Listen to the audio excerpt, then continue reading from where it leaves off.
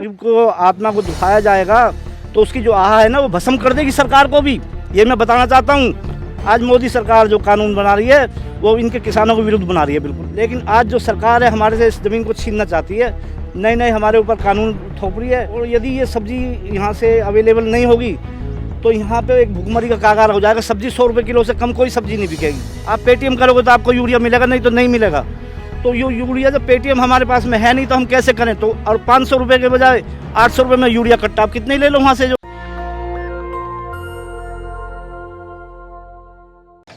इस समय हम मौजूद हैं खेत में और हमारे साथ हैं कुछ किसानों से बातचीत करेंगे। लगातार जिस तरीके से सरकार काले कानून वापस लेकर आई है और उस पर लगातार उसे थोपने की कोशिश कर रही है, और लेकिन किसान भी पीछे हटने वाले नहीं है। लगातार प्रयास करें कि सरकार की जो नीतियाँ हैं वो फेल होती नज़र आएँ।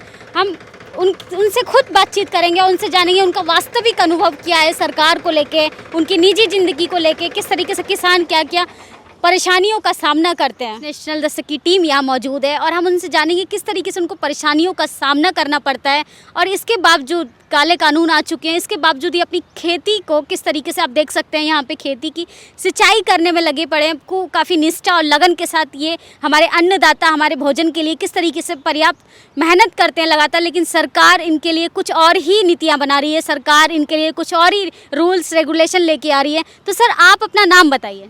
मेरा नाम सुशील चौहान है जी। मैं सर्वप्रथम आपके चैनल के बहुत बहुत आभारी अपनी तरफ से और पूरे गांव की तरफ से। अपनी जमुना पार की जो बेल्ट है हमारी, ये गांव पटपटगंज समसपुर विलेज और मंडावली चिल्ला खादर और ये उस्मानपुर गावड़ी बाबरपुर तक की जो बेल्ट है हमारी, इसी ज़मीन के ऊपर आश्रित है। और हमारे किसान लोग जो हैं इस ज़मीन से दो फायदे मिल रहे हैं किसानों को। देखो जी, एक तो हमें रोजी रोटी मिल रही है, दूसरा जो है ये हमारा पर्यावरण का एक बहुत बड़ा वो है स्रोत है। हम जो है जल पर्यावरण में बहुत बड़ा योगदान दे रहे हैं। जब हम खेत की बार बार जुताई करते हैं जैसे अब हम कर रहे हैं, तो वर्षा ऋतु का जो पानी होता है वो ज़मीन में रिचार्ज होता है और हमारा भंडारण जो जल का है वो सुरक्षित रहता है। दूसरा नंबर ये किसान जब हरियाली करता है, अब जैसे अब हमारे खेत में भिंडी खड़ी है, बैंगन खड़े हैं, पालक खड़ा है, इससे हमारी कार्बन डाइऑक्साइड ख़त्म होकर के ऑक्सीजन में परिवर्तित करती है ये फसल जो है। और ये हमारे पेड़ पौधे जो हैं पूरी बेल्ट, ये वजीराबाद से लेकर ओखला बैराज तक की जो है बहुत बढ़िया इससे सब्जी प्राप्त हो रही है, अन्न प्राप्त हो रहा है, यहाँ के लोगों को फल प्राप्त हो रहे हैं। और यदि ये सब्जी यहाँ से अवेलेबल नहीं होगी तो यहाँ पे एक भुखमरी का कागार हो जाएगा। सब्जी 100 रुपये किलो से कम कोई सब्जी नहीं बिकेगी। और जब कभी बाढ़ आ जाती है, इसका अनुभव जब कर सकते हो आप, एकदम सब्जियों पर आग पड़ जाती है जब इस क्षेत्र में बाढ़ का पानी आ जाता है। और ये ज़मीन हमें चौधरी ब्रह्म प्रकाश जी जो दिल्ली के प्रथम मुख्यमंत्री जी बने थे, उन्होंने इन किसानों को आवंटित की थी। लेकिन आज जो सरकार है हमारे से इस ज़मीन को छीनना चाहती है, नए नए हमारे ऊपर कानून थोप रही है। अब कहते हैं जी कि यूरिया जो है पेटीएम के द्वारा पेड करो, आपको जब यूरिया मिलेगा। जो रासायनिक खाद है जब किसानों को मिलेगा नहीं तो कैसे लेंगे? अब पहली बात तो हमारे पास में ये सस्ता वाला मोबाइल होता है जी, इस मोबाइल में हमारे में पेटीएम है नहीं, तो किसान कहाँ से पेटीएम करेगा? उसके अकाउंट में तो पैसा ही नहीं है। ये देखिए, ये सब कुछ हमारी मोदी गवर्नमेंट ने सब कुछ ऑनलाइन कर दिया है, डिजिटल कर दिया है, और किसान बेचारे अपनी मेहनत में पूरे दिन यहाँ पर खेती में लगे रहते हैं। उनके पास स्मार्टफोन कहाँ से आएगा? स्मार्टफोन आ भी गया तो इंटरनेट कहाँ से आएगा? इनकी परेशानियाँ खुद इनके मुँह से सुनिए, किस तरीके से परेशानियों का सामना रोज़मर्रा की ज़िंदगी में करते हैं। हम सुबह से शाम तक 400-500 रुपये कमाते हैं, मजदूरी करके सब्जी बेचते हैं कुछ। तो जब हम यूरिया की दुकान पर जाते हैं तो हम ऐसे क्या कहते हैं दुकानदार, आप पेटीएम करोगे तो आपको यूरिया मिलेगा, नहीं तो नहीं मिलेगा। तो यूरिया जब पेटीएम हमारे पास में है नहीं तो हम कैसे करें? तो और 500 रुपये के बजाय 800 रुपये में यूरिया कट्टा आप कितने ले लो वहाँ से जो है। जो तो वैसे कंट्रोल रूट रेट तो 320 रुपये का है, लेकिन 500-550 रुपये तक का कट्टा ब्लैक में दे रहे हैं, वो कितना ले लो फिर उसके बाद। सब कुछ प्राइवेट कर दिया किसानों का, यूरिया से लेके सब कुछ अंबानी अडानी का हो चुका है। सब कुछ पूरी किसानों के विरुद्ध कानून बनाए जा रहे हैं। पहले देखिए हमारी कांग्रेस सरकार ने ऐसे कानून बनाए थे कि भाई कोई भी स्टॉक नहीं करेगा, ये उसकी लिमिट थी। लेकिन इन्होंने इनको सरमाएदारों को छूट दे दी है। एक बेलगाम के घोड़े किसानों की छाती पे छोड़ दिए, उनकी दाएं चलवा रहे हैं किसानों के ऊपर। ये गरीब मजदूरों पर, किसानों पर एक दाएं चलवा रहे हैं। हम इनसे कभी खिलाफ हैं। आप तो एक किसान हैं, अपने निजी अनुभव से बताइए कि आपको सबसे ज़्यादा परेशानी इस सरकार से क्या हुई आखिर? हमें सबसे ज़्यादा परेशानी ये जो इन्होंने किसान कानून जो बनाया है उससे बहुत भारी नुकसान है। क्योंकि जब किसान की फसल आएगी तो वो सारी फसल को जो उनका स्टॉक है उसको बाहर निकाल देंगे, तो किसान की जो फसल है वो सस्ते में बिकेगी। ये कह तो रहे हैं जहाँ मर्जी बेचो, लेकिन जब बाज़ार में इतना अनाज आ जाएगा वो सरमाएदार निकाल देंगे अपना स्टॉक को, तो किसानों का अनाज सस्ता हो जाएगा। किसान में इतनी गुंजाइश है नहीं बेचारे में जो उसका स्टॉक कर सकता है, तो वो आखिर में वो मजबूरन उसको सस्ते में बेचना पड़ेगा। और सरमाएदारों का जब कोटा पूरा हो जाएगा, जब उनके पास में सारा हमारा अनाज का कोटा चला जाएगा, वो अपनी मनमर्जी के दाम वसूलेंगे जनता से, और इसका अभाव अभी नहीं, कुछ दिनों के बाद में पता लगेगा।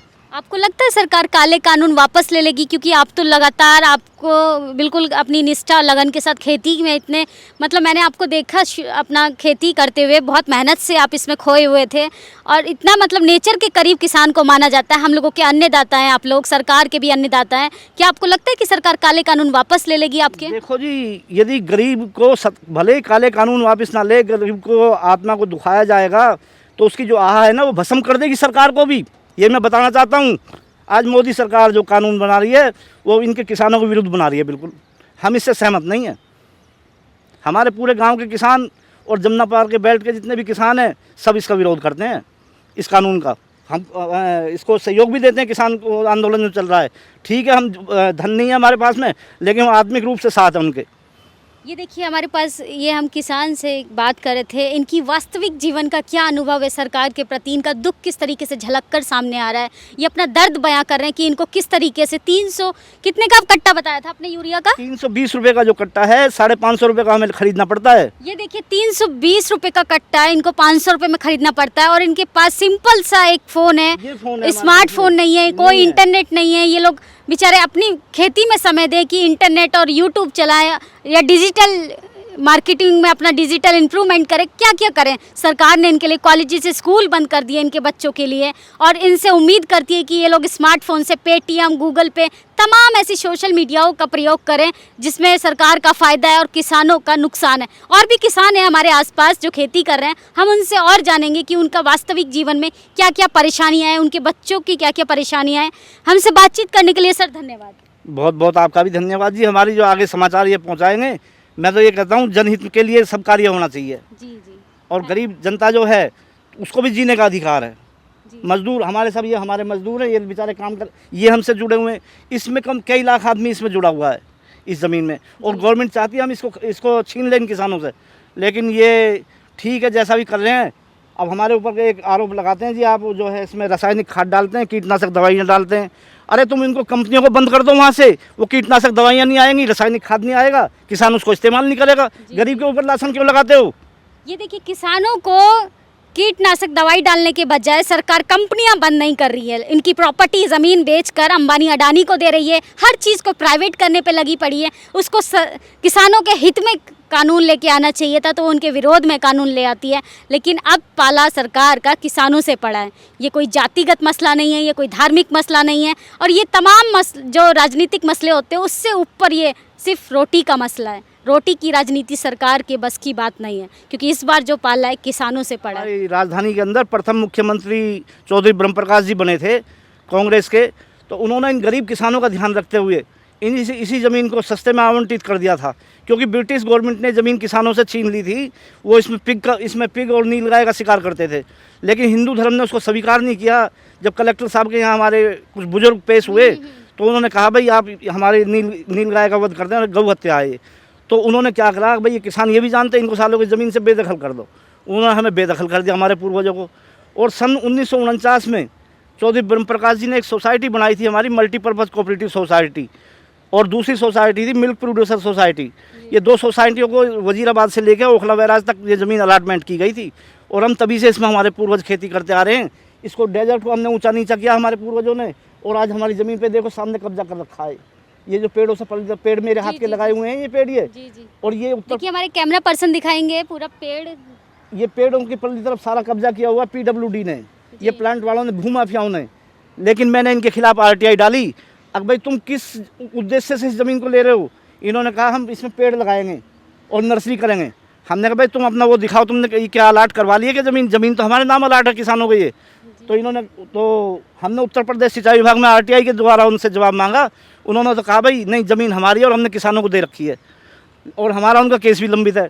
लेकिन PWD एक तीसरी पार्टी और इसके ठेकेदार कुछ इस प्लांट के डिवीज़न 31 नंबर है जो ये, वो इसमें घुस के इन्होंने कम से कम 100 बीघा ज़मीन कब्जा ली हमारी, और हमारी रोजी रोटी पे लात मारी है इन्होंने। हमारे गरीब आदमी भूखे मर रहे हैं, ये जो लेबर है हमारी, और हम भी भूखे भूखे मरने का कर पाए हैं। देखिए हम चलते कुछ किसानों के पास जो खेती कर रहे हैं, कड़ी धूप में, इतनी तेज़ धूप है कि मेरे तो पसीने छूटने लगे, लेकिन ये लगातार मेहनत करते रहते हैं। हमारे कैमरा पर्सन दिखाएंगे आगे की कंडीशन किस तरीके से लगातार यहाँ पे परेशानियों का सामना कर रहे हैं हमारे किसान। देखिए कड़ी धूप में ये लोग किस तरीके से खेती कर रहे हैं, बेचारे मजदूर किसान। इस तरफ आप देख सकते हैं पालक की खेती है, इस तरफ भिंडी है, और किस तरीके से हमारी थाली पर पर्याप्त भोजन आता है, लेकिन सरकार को इससे फ़र्क नहीं पड़ता है। लगातार इनकी ज़मीन प्रॉपर्टी छीनी जा रही है, मिडिल क्लास को ज़रूरत नहीं लगती है, और अमीरों को तो कोई फ़र्क ही नहीं पड़ता इन सब चीज़ों से, इनके अधिकारों से। किस तरीके से देखिए कोई किसान लोग हैं जिसमें महिलाएं भी हैं, कुछ महिलाओं से बातचीत करेंगे कि उनके बच्चों के ऊपर किस तरीके से परेशानियों का जो बादल है वो किस तरीके से टूट पड़ा है। सरकार काले कानून तो लेके आ गई, काले कानूनों को इनकी ज़िंदगी पे क्या असर पड़ा है, हम उस पर बातचीत करेंगे। कुछ महिलाएं कड़ी धूप में लगातार मेहनत कर रही हैं, और हम इनसे जानेंगे इनकी ज़िंदगी में क्या क्या परेशानियां आती हैं रोज़ ज़िंदगी में। और हमने इनसे बात करने के लिए काफ़ी मेहनत की, और इनका कहना है कि सब हमारी खबरें तो ले जाते हैं, कोई हमारे लिए रोटी का जुगाड़ नहीं कर पाता है। मतलब इनका तंज है उन लोगों से जो इनकी खबरों का मुद्दा तो बना देते हैं, लेकिन इनकी कोई मदद नहीं कर पाते। सचमुच सरकार ना इनकी मदद करती है, ना मीडिया इनकी मदद करती है, और इसलिए इनको ये किसी से बात करना भी ज़रूरी नहीं समझते, क्योंकि इनका दर्द कोई समझ नहीं सकता, इनका दर्द कोई आगे बयां नहीं करता है, इन तक कोई मदद नहीं पहुँचा सकता। तो मैडम आपकी खेती है, ये आपका खेत है, आप जहाँ काम कर रही हैं? हाँ हमारा ही खेत है। अच्छा, आप कितना कमा लेती हैं रोज़ हिसाब से? ऐसे मिल जाता 100-500 रुपया। अच्छा, और आपके घर में कितने मेंबर हैं? 4 मेंबर है। अच्छा 4 मेंबर हैं, और गुजारा हो जाता है इतने पैसे में जितना कमाती हैं आप रोज़? और क्या करें, मतलब करना पड़ता है गुजारा। ये देखिए रोज़ गुजारा करना पड़ता है, लेकिन इनको गुजारा चल नहीं पाता। जिस तरीके से इनको मदद मिलनी चाहिए उतना मुआवजा नहीं मिलता है। और भी महिलाएं हैं हमारे साथ जो लगातार मेहनत कर रही है। एक छोटा सा बच्चा है, इसकी स्कूल का, इसका भविष्य का क्या होगा जब ये एक घर में 4 खाने वाले होंगे और इनको उतना भी पैसा नहीं मिलता जो इनका गुजारा हो पाए। तो किस तरीके से चीज़ें होती हैं। अब सरकार आपकी कुछ मदद कर रही है? कुछ भी नहीं। अच्छा, आपके बच्चे स्कूल जाते हैं क्या? नहीं। काहे नहीं भेजती हो स्कूल बच्चों को? अभी छोटे बच्चे हैं। अच्छा, किसी का कोई ऐसी महिला है जिनका बच्चा स्कूल जाता है? आपके बच्चे स्कूल जाते हैं मैडम? जाते हैं। कौन सी कक्षा में पढ़ते हैं? अभी तो पहले में ही पढ़ रहे हैं। अच्छा, सरकार से इसके लिए वजीफा वगैरह का कुछ प्रबंध है? नहीं कोई भी नहीं। मतलब कोई फ़ायदा नहीं मिलता आपके बच्चों को? नहीं मिलता है। ये देखिए ये महिलाएं हैं बेचारी, पूरे दिन मेहनत करती हैं और इनके बच्चों को कोई वजीफा नहीं मिलता है, कोई कुछ नहीं मिलता है। सरकार से आपको राशन की व्यवस्था कुछ मिली कोरोना टाइम में? नहीं, हमें नहीं मिल पाई। किसी को आसपास कोई मदद मिली हो? नहीं। तो ये देखिए राशन की भी कोई व्यवस्था नहीं की गई है। आप कुछ कह रही थी, इनका क्या नाम है? देखिए 2-4 लोगों को राशन मिला है, राशन भी पर्याप्त नहीं मिला है। मतलब कि देखिए कुछ बोल रही है ये, हम इनसे बातचीत करेंगे। किसको राशन दिया है सरकार ने? जिसका पहचान पत्र है और वो आधार कार्ड है। देखिए 2-4 लोगों को राशन मिला है, राशन भी पर्याप्त नहीं मिला है। हम इनसे बातचीत करेंगे। किसको राशन दिया है सरकार ने? जिसका पहचान पत्र है और वो आधार कार्ड है उसको राशन मिला है, जिसका नहीं है उसे कुछ नहीं मिला है। मतलब देखिए जिसका आधार कार्ड और पहचान पत्र पूरी डिटेल सरकार के पास है, सिर्फ उसी को राशन देगी। बाकी लोगों की जान की उसे कोई परवाह नहीं है। ये लोग वोट देंगे अपना, सरकार के लिए सिर्फ वोट की अहमियत है, लेकिन इनकी जान की कोई परवाह नहीं है। वैक्सीन वगैरह कुछ कोरोना की दवाई वगैरह आप तक पहुंची? ये देखिए दवाई तो दूर की बात है, इनके लिए खाना ही नहीं पहुंच रहा है। ये देखिए ये खेत मौजूद है, इसके अपोजिट साइड वो ब्रिज है, ब्रिज के अपोजिट अक्षरधाम मंदिर है। और अक्षरधाम मंदिर है एक अवैध जगह पर बनाया है सरकार ने, और किसानों की ज़मीन भी छीनना चाहती है। और वो यहाँ पर भी अंबानी अडानी की बिल्डिंगें खड़ी करना चाहती है, हर चीज़ को प्राइवेट करना चाहती है। हम दिखाएंगे आपको कि देखिए खेत किस तरीके से बची कुची ज़मीन का कुछ टुकड़ा है, और ये भी सरकार को रास नहीं आ रहा है, ये भी छीनना चाहती है। नए नए कानून लेके आती है, कभी NSP लेके आती है, कभी काले कानून लेके आती है, और इसको लेके लोगों को क्या क्या परेशानियां होती हैं हम दिखाएंगे किस तरीके से। देखिए रास्ते कच्चे हैं एकदम, और कच्चे रास्तों में किस तरीके से ये लोग जीवन यापन करते हैं, हमारे अन्नदाता किस तरीके से ये हमें हमारी थाली में भोजन पहुंचाते हैं, लेकिन सरकार को इसका कोई असर होता नज़र। देखिए हमने किसानों से बातचीत की, लगातार यहाँ पे किसान कड़ी धूप में अपनी खेतों की कटाई कर रहे हैं, और मतलब कि ज़मीन को उपजाऊ बनाने का लगातार प्रयास कर रहे हैं। आप देख सकते हैं कि ज़मीन को बंजर ज़मीन को किस तरीके से उपजाऊ बनाया जा रहा है और सरकार ये ज़मीनी टुकड़ा भी इन लोगों से छीनना चाहती है। हमने किसानों से बातचीत की, वो बहुत दुखी थे, उनकी दशा दुर्दशा में बदल चुकी थी और वो सरकार से बातचीत करने को राज़ी तक नहीं है, क्योंकि सरकार उनकी नहीं सुनती, ना मीडिया उनकी सुनती। इसलिए नेशनल दस्तक की टीम आज यहाँ पर आई और ग्राउंड की खुद रिपोर्ट जाके की, लेकिन बहुत फोर्स करने पे किसानों ने हमसे बातचीत करना ज़रूरी समझा, क्योंकि उन्हें कहीं ना कहीं लगता है कि मीडिया हमारा गुनहगार है, मीडिया हमारी खबरें नहीं दिखाता है, मीडिया ही मुद्दे को भ्रमित करता है। ऐसी तमाम खबरों के लिए आप जुड़े रहिए नेशनल दस्तक से, ऐसी तमाम स्टोरीज आपको लगातार दिखाते रहेंगे। नेशनल दस्तक की आपसे गुजारिश है कि अगर इसको बचाना चाहते हैं तो नेशनल दस्तक को सब्सक्राइब करने के लिए रेड कलर के सब्सक्राइब बटन को दबाएं, फिर बेल आइकन की घंटी दबाएं। नेशनल दस्तक को बचाने के लिए बहुत जरूरी है कि हर खबर को शेयर करें, लाइक करें, कमेंट जरूर करें।